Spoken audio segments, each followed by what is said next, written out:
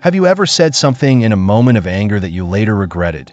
Something that hurt someone deeply, even if you didn't mean to? Words, like arrows, once released, cannot be called back. And often, they leave behind scars far deeper than any wound to the body.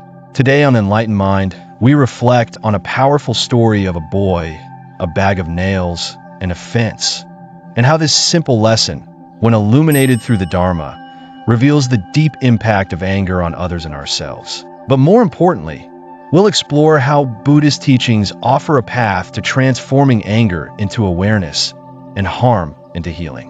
This is not just a story for children. It is a reflection for every one of us who has ever spoken too quickly, felt too much, or acted before thinking. In a quiet town, there lived a young boy who struggled with a terrible temper. His anger came swiftly and without warning. At school, at home, even with strangers, he would lash out, yell, and speak with sharp, offensive words. His parents were distressed. They tried every method they could think of to help him, talking, punishing, rewarding, but nothing worked. The boy knew he had a problem, but in the heat of the moment, he couldn't control himself. One day, his father gave him a bag of nails and a hammer. Each time you get angry, his father said, I want you to run to the fence and hammer a nail into it. On the first day, the boy hammered 30 nails into the fence. His hands ached. By the second day, it was 28, then 22. As the days passed, the number of nails began to shrink. He noticed how exhausting it was to act on his anger. He began to reflect. He began to breathe. And eventually, the day came when he didn't hammer any nail at all. He told his father. His father smiled and said, Good. Now each day you control your anger, pull out a nail. Slowly, the boy removed them, one by one. And finally, the fence was empty. He proudly showed it to his father. But his father led him to the fence and pointed to the holes. What do you see? He asked. The boy replied, Holes in the fence. These holes, the father said, will never fully heal. Just like our words. When you spoke in anger, you hurt others. You can remove the anger, but the scars may remain. The boy looked at the fence in silence and understood. This story holds more than a moral lesson. It carries profound truths found in the Buddhist teachings. Let's reflect on the deeper Dharma within it. Anger is a fire that burns the self first. In the Dhammapada, the Buddha says, He who holds on to anger is like a man who picks up a burning coal to throw at someone else. It is he who gets burned.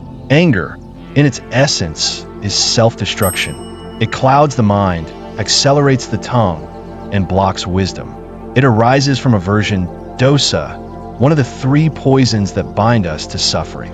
The boy in the story feels this viscerally. The act of hammering a nail, painful, repetitive, mirrors the inner toll of unrestrained anger. His exhaustion is not just physical, but emotional. He begins to see the cost. Right speech, words as seeds.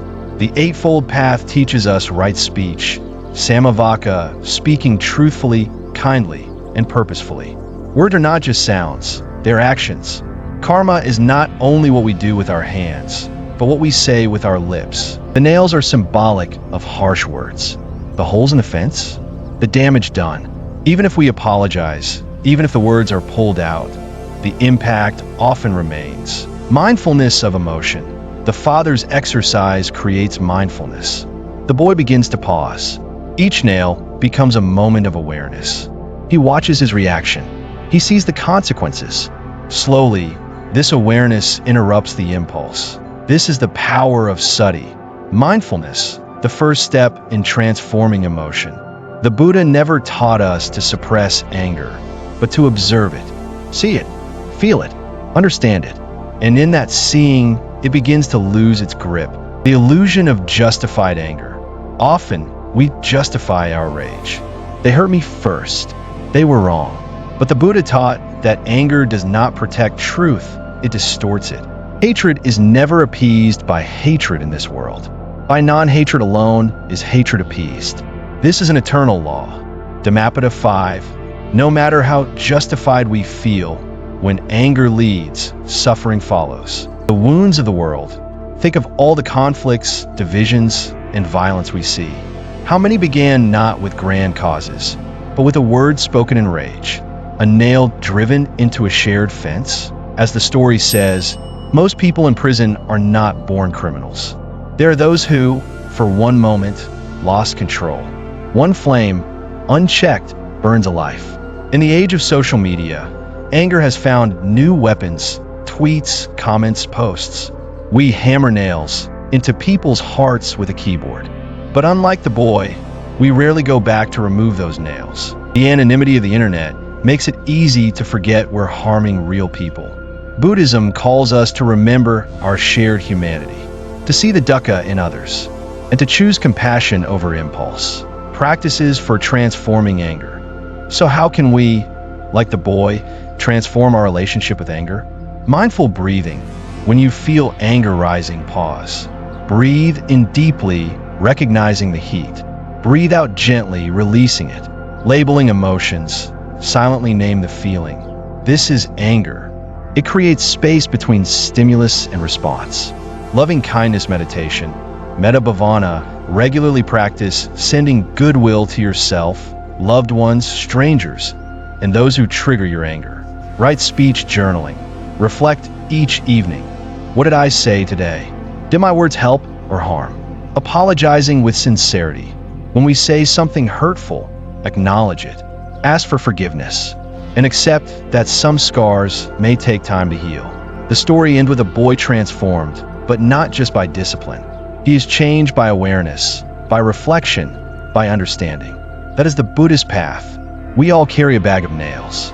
We all stand before a fence, be it our relationships, our work, or our own heart. The question is, will we keep hammering blindly? Or will we learn to pause, breathe, and speak with care? Because once a word is spoken, it leaves a mark. And once anger is released, it cannot be undone. But with mindfulness, with loving kindness, we can choose a different path. Let us remember, a moment of patience in a moment of anger saves 1,000 moments of sorrow. Folded hands subscribe to the Enlightened Mind for more timeless Buddhist stories, reflections on inner peace, and the sacred art of healing through awareness.